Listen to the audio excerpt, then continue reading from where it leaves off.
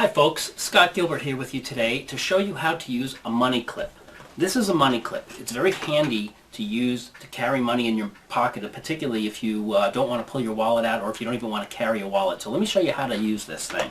First, you take a pile of money, a bunch of money, and you fold it in half just like this. All right, just make it a nice, even, easy fold, right? Just like that.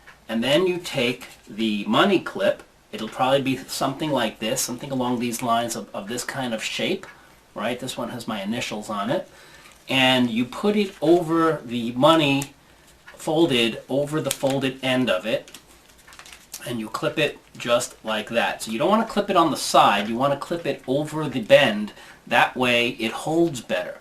Now, understand that sometimes when you're using a money clip, you don't want to carry a wallet, so you might want to take a credit card, which is absolutely fine. So let's say you want to take a credit card. You can take your credit card and you can put it in under the back of it and just slide it under. Be careful not to put it upside down the other direction because you could scratch the magnetic strip. Although most credit cards today use this chip that's on here, there is still a magnetic strip.